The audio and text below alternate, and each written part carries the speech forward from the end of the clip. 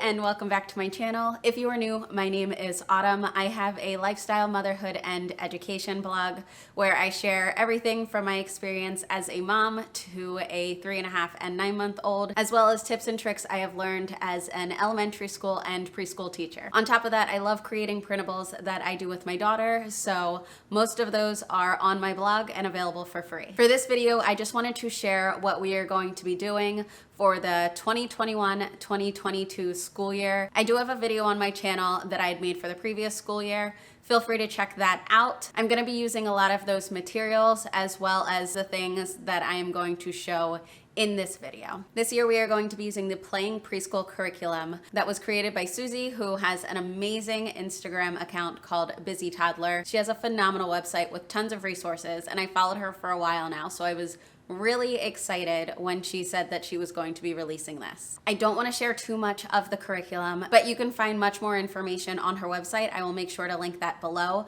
The reason that I picked this is she has always created very hands-on activities. She is a strong proponent for kids learning through play, and I truly believe that as well. So a lot of the ways that they are learning is through various activities. And on top of that, this program that she created spirals. So that means that they revisit the same skills throughout the entire program, but as the program moves forward, it challenges them a little bit more. So it does build upon itself. I feel that with some of the programs that you find online, it's kind of just the same thing every month with a different theme. So I really appreciate that she took the time to create a program that models the way that they are going to learn in a real classroom. But at the same time, she still really focused it on play and exploration. So every 2 weeks, there is a new theme, and the theme isn't necessarily based around the holidays or anything like that. I appreciate that because that gives me a chance to add in extra things that I would like to do that are holiday specific. Another reason that I selected this program is that it starts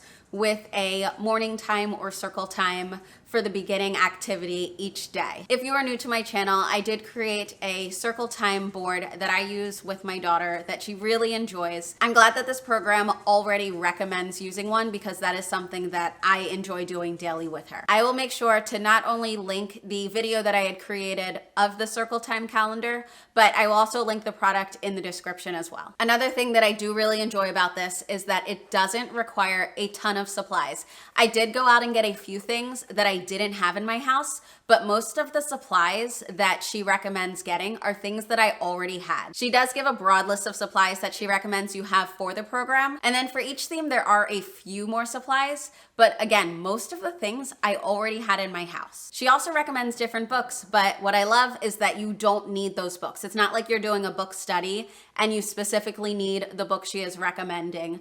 I am actually not using most of the books she recommended just because I wanted to use what I had available at my library. And some of those books were not available at the library, but as long as I can still teach the basic objectives, it really doesn't matter. So I really enjoy that everything is outlined and everything is written out, but at the same time, it's a very flexible program, so you don't have to feel like you are strictly tied to anything. You can definitely take this curriculum to a print shop and get it printed. I just printed it at home on my own computer because it was just more cost effective for me that way to put it into a binder. The issue that I had with taking it to a print shop is that I wanted the full thing to be in color, and that would have cost me over $100 to print all of the pages for the entire school year in color. Along with the explanation of some of the activities, there are pictures that are in full color, and I wanted to be able to see those pictures in color when I was looking through and planning. That is obviously not necessary. I could have had this printed and spiral bound in black and white,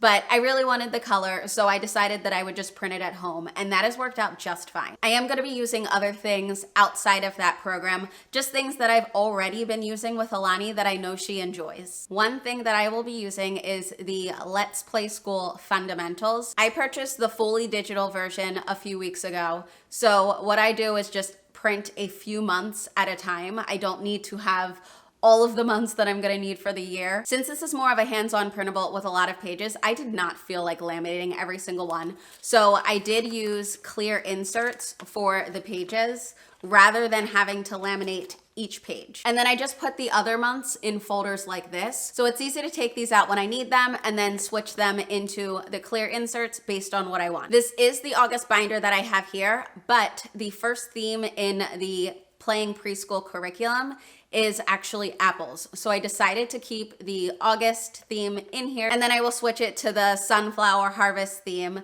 that they have for the September fundamentals. These pages will just reiterate a lot of the skills that she is learning when I work with her in the Playing Preschool curriculum, but a lot of these things are things that she can do independently. So they have things like find and cover, and they have addition to 5, as well as sorting, letters, numbers, colors. There are just so many different things in here. Most of these I've already worked with her on, so she kind of knows how to do some of these on her own, and it can be more of an independent activity. I'm not really pushing reading, but they do also have sight words, and I find sight words to be an easy thing to do just when we are in the bathroom doing different things, whether it's her going potty or in the bathtub or anything like that. And I keep the cards that coordinate with whatever sight word pages are in the binder, right in the binder pockets. I try to keep basically everything I need in here. So she has the sight words and wet erase markers. I have wipes for cleaning everything off. And then I also have these as well, which she loves. I use them for the find and cover pages, but because they are lots of different colors and lots of different shapes, they are really great for a sorting activity, even on their own. The last binder that I will be using with her is something that she is more than familiar with. I made this binder last year, and it is something that we can work through together, or she can work through it on her own. But it is a busy binder. Everything is Velcro. So there are different pages for different skills. I have alphabet pages as well as numbers. We work on sorting with sizes and even just different shapes. This is a fun page. This is actually available for free. This specific page is available as a free printable on my website. There are puzzles as well as color matching. So the words are in the color, which would help if your child doesn't know how to read the color, but if they can read it, then they can also be reading the words. But easy enough to just stick on. And then honestly, this is Alani's favorite page because she can just do whatever she wants to decorate this pumpkin. I do have a busy binder for every season, so if that is something you're interested, make sure to check out my site for more information on that. The last thing in the books and binders category is this, and I feel like so many people who are doing homeschool preschool are familiar with this book. I paid the extra money for the spiral bound because I just feel like when things are regular, like a coloring book, they don't stay open, and Alani just gets frustrated when the pages don't stay open. So I thought it was well worth it to pay the extra money for this to be spiral bound, so when it opens up, she can just open it right to the page, or I can open it right to the page that she's using, and there's no fussing with it trying to close on her or anything like that. This book is full of different activities, and I just love that it's so colorful. I guess I should refer to it as books, binders, and boxes, because I also do have this Hola Amigo box, which I almost forgot to mention. I did an entire video on Hola Amigo, so if there's more information you want on that, make sure to check the description. I am not a Spanish speaker. I do not claim to know anything about speaking Spanish, but I would like Alani to learn other languages, so this box is helpful with teaching her Spanish. It comes with books and activities, and I did mention in my previous video that it is pricey. So what I've actually done is I am not subscribed monthly. If I want a new box, I will get a new box, and I will buy whatever box is basically discounted at that time. That is what works best for my family. If you can actually do the subscription, that is great. But if you can't, there is a little tip for you. They do sometimes have some discounted boxes, and that is normally what I gravitate toward. I also needed to get more of these dry erase pockets. I used these pockets often in my classroom, and I just think they are great. When you want to use a paper but you don't want them writing directly on the paper, you can put it right in here, and they can write on it in crayon, or they can write on it in a dry erase marker, and it's pretty easy to wipe off. This was another Target find. I think it's by, what is it, like B Toys Co. or something. It's one of the toy companies that Target carries, but I absolutely fell in love with this fruit-themed abacus. I think this will be so much fun for counting activities with Alani. The one thing I don't love is, I don't know if you can even see on camera, but the first group of 5 and the second group of 5 for the fruits are slightly different colors, but it's actually very difficult to tell that there is a slight color change. I would have appreciated just a little more of a color variation so that you could see that one was a group of 5 and the other was a group of 5. Another fun Target find was this cardboard register. Alani has really taken an interest in money, and I think that this would be a really fun way to explore money a little bit more with her. And this was only like $3. I do want to get her a nice wooden register. So if you have one that you love, please let me know in the comments. I know that I said I'm not really gonna focus too much on reading with Alani, but I do also have these spin and read blocks. I think that they could be great for just letter recognition and letter matching. If we eventually do move on to reading because that's something she's ready for, then awesome, I already have this. So it comes with a set of cards, and then it also comes with these blocks. Each of the blocks has a different vowel in the middle, and then the consonants are on the outside. So if she had the dog flashcard, then she could find the letters that match on the blocks for dog. I think this could be a really fun independent activity that she could just do at the table while she's waiting for something. Once we've worked on it long enough, she's only seen these once so far, but I definitely can see by the end of the school year this being something that she's doing more independently. The last few things are just items that I needed to stock up on, and one thing that I highly recommend not purchasing. Alani loves all things glitter, so I had to get more glitter paints, and I also got the metallic ones, and then I just got regular paint as well. I've already looked through the curriculum. I know we're going to be using a lot of paint this year, so I wanted to make sure that we have plenty. Another thing I got was a few sticker books. I a lot of times get my sticker books at Michael's because they're super inexpensive. I got a transportation one. I got one with just cute animals for fun.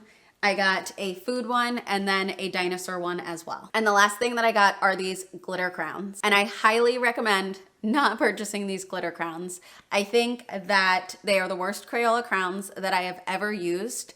Using these makes me feel like I'm using Rose Art crowns. And yes, that is total shade at Rose Art crowns because I cannot stand them. I don't know a single teacher that likes those crowns. But because of whatever they use to make them glittery, they just end up being extremely waxy, there's no color payoff, and they just basically don't work. Not only are they not glittery, but they just don't work. That's all that I have to share for this school year. Again, I will be using a lot of the things that I shared from my previous school year. I did not feel like bringing a bunch of that stuff back out, and then just all of the art supplies that we already have around the house. I'm really excited to jump into this curriculum, and I'll definitely do another video, whether it's a how I plan for the week or what our day looks like using the different materials and the curriculum. I will make sure to do some sort of update on YouTube as well as on my blog. Thank you so much for watching. As always, if you have any questions, just leave them in the comments and I will make sure to get back to you. Bye.